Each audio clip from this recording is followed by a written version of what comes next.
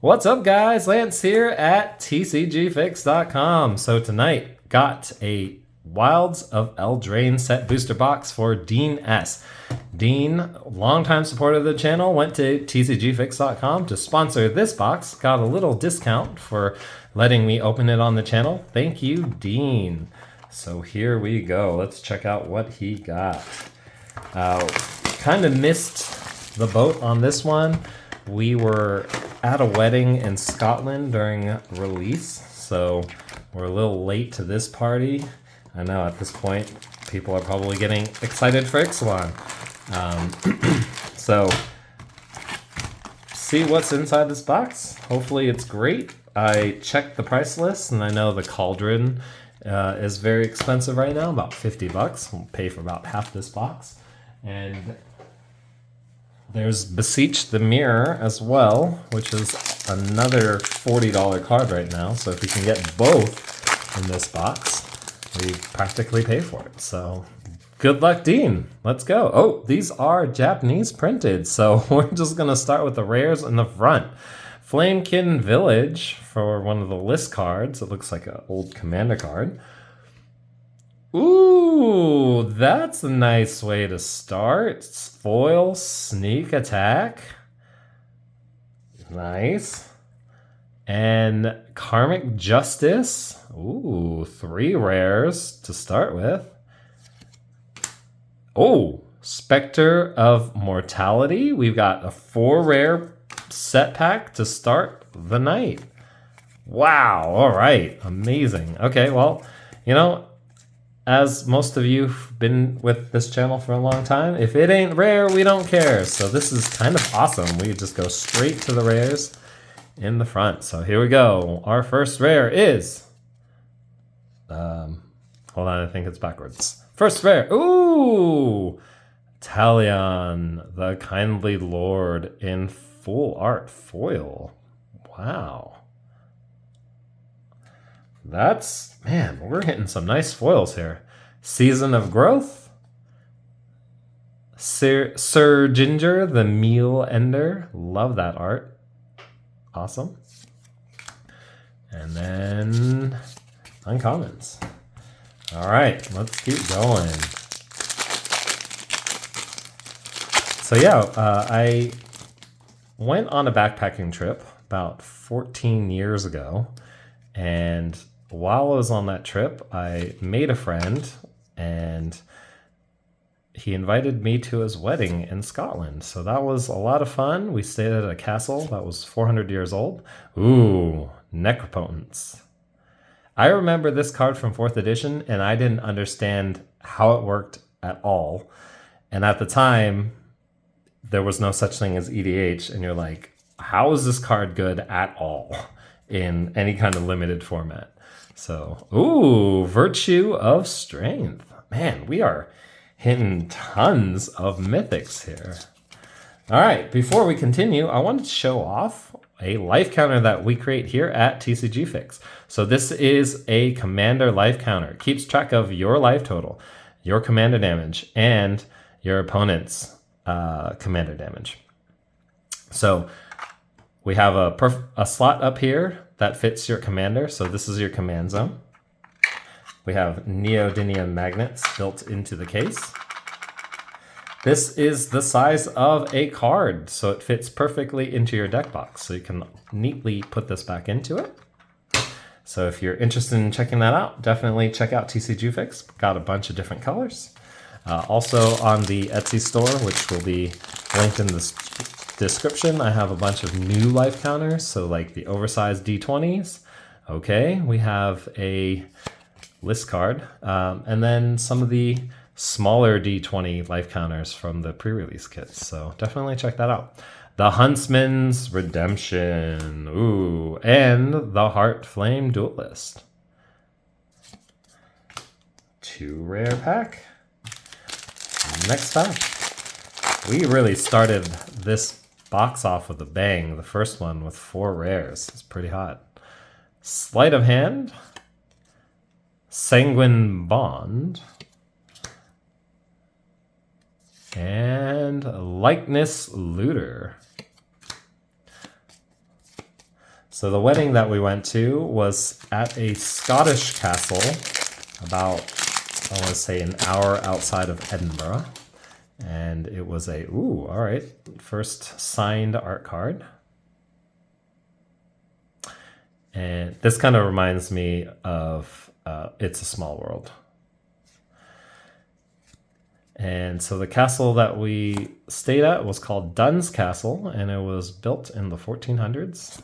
So 600-year-old castle, pretty fun, pretty big. The people who owned it raised their kids in there. And they were telling us stories about how they used to play hide and go seek. Imagine playing hide and go seek in a castle and being a parent. That was a long game of hide and seek. All right, here we go. And then after the wedding, we went to Edinburgh. Leyline of Anticipation, very nice. And Heartflame Duelist, which we have already. This is the alternate art of that same card. Very nice. And that's it. So when we were in Edinburgh, stopped by the Johnny Walker tasting room where they sell you all kinds of beautiful bottles of Blue Label and beyond. And so I got a tasting up there as well. Paid £50 for Bicentennial Edition, which is their most expensive bottle. Extraordinary Journey. It was, in fact, an extraordinary journey. So it was really fun. Scottish food, surprisingly good. They do a lot of seafood out there. Scottish salmon. And yeah, had a great time. Minna and Den the Wildborn for a list card. Into Compulsion, Restless Spire. And of course, this week coming up is MagicCon. So you're going to see some videos of that. Bought the VIP Black Lotus badge. Last year I wanted to do it as well, but it was sold out before I could get to it. And of course, it was the year that they gave out the 30th anniversary packs. I highly doubt that they're going to do that again. There is a special draft with some of the WotC employees, and it sounds like a chaos draft. So could be really fun. No idea what kind of packs that they'll be having. I'll definitely record that and share that experience with you guys. I'm very excited for it. Going with a couple of friends. Very nice. Aquatic Alchemist. Into Blind Obedience. Griffin Airy. And Lich Knight's Conquest. This looks straight out of Lord of the Rings. All right, next one. I love these Japanese packs where the rares are just in the front. It's so easy. Honestly, with these set packs, it's like, why do we even have the commons and uncommons? Curiosity. Questing Druid. Still looking for that cauldron. Come on.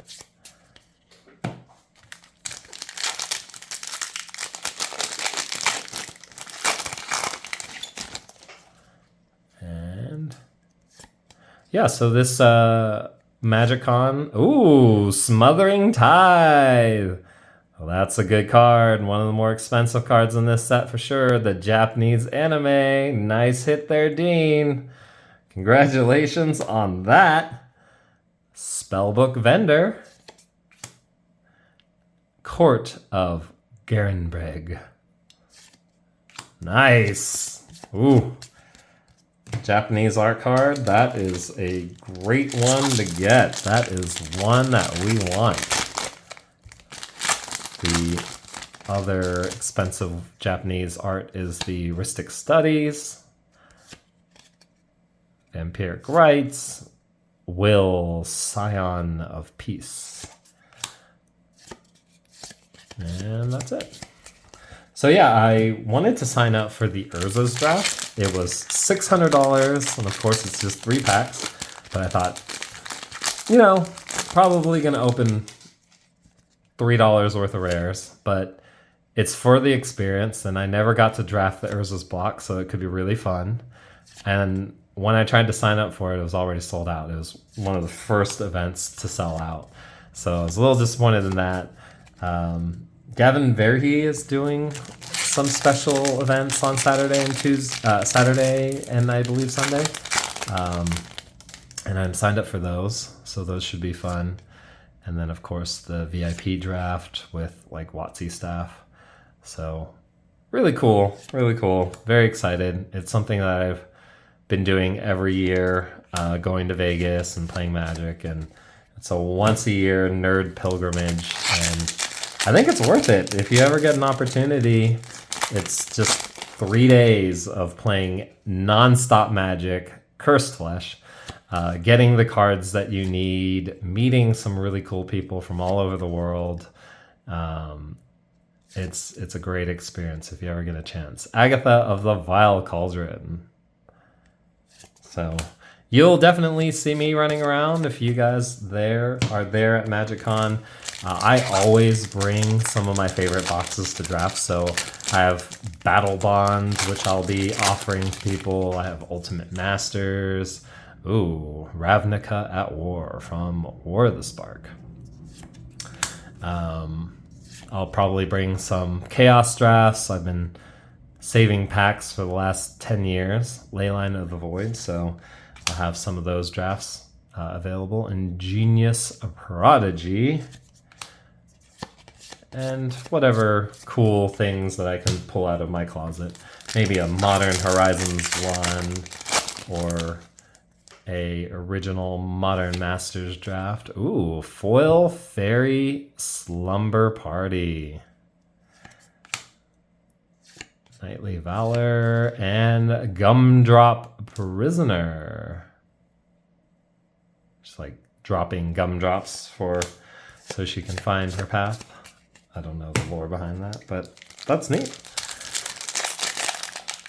So yeah, if you guys are around, I'm sure I'll be selling some life counters and selling some drafts, so hopefully I'll see you around and we can play Food Fight. That is the only complaint that I have about going to Magic Fest is there are a lot of limited events, a lot of drafts, a lot of sealed, a lot of competitive, and it's all based around Wilds of Eldraine.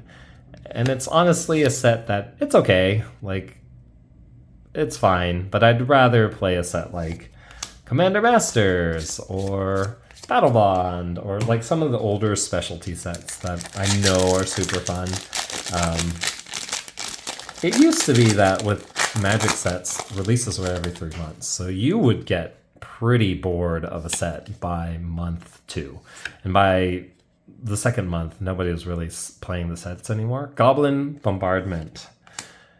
Devouring Sugar Maw. Because at that point, everybody kind of figured out the meta and knew like, okay, this particular card breaks this format and you just can't stop it, and so as long as you draft this card you're going to win, and so it kind of gets boring, and that's usually what happens after a couple months. But now that Wizards comes out with a product like every 6 weeks, nobody can really break the format or learn it quickly enough or get bored of it fast enough. So in a way, having all these rapid fire sets is good, because then you have like a new set around the corner and you'll always have people playing at the store. Oppression. Regal Bunnicorn. But I think also one of the big reasons that Magic has kind of hurt itself, I don't know if it actually hurt them or if... Ooh, Kenrith. Nice! That is a great mythic to get from the original Eldraine, Throne of Eldraine. Arena has really hurt the stores because people like standard sets like this. To learn the sets, you just play the hell out of them on Arena, and then there's really no incentive to go to the card shop and play in person sometimes.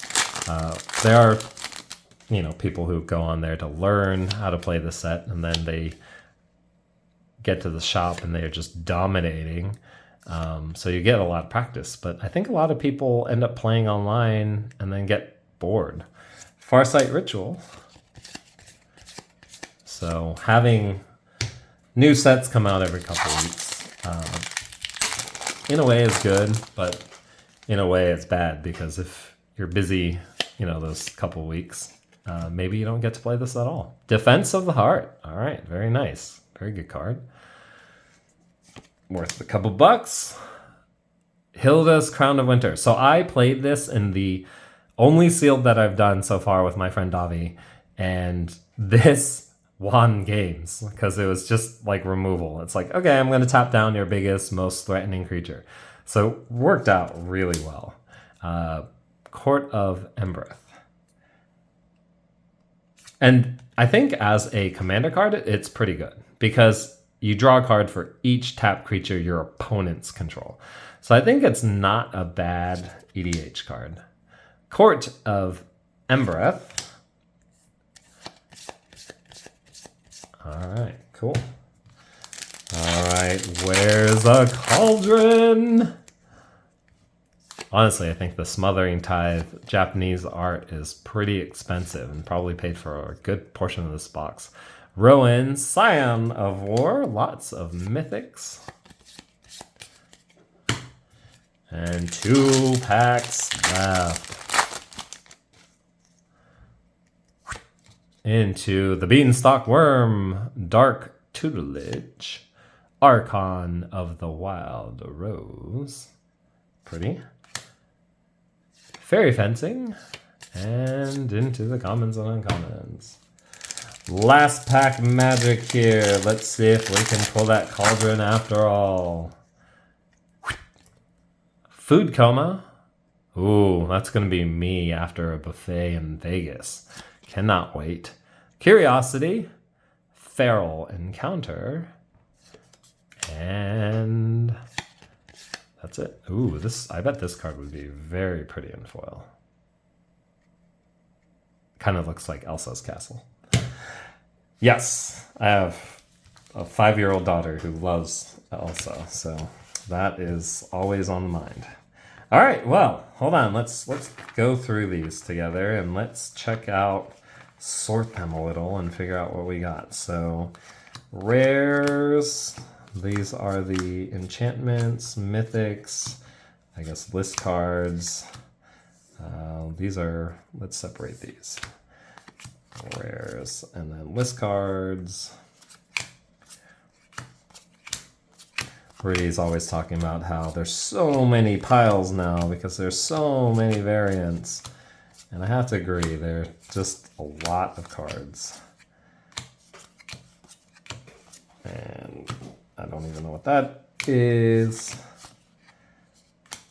Ooh, I think that's our winner, the Smothering Tithe.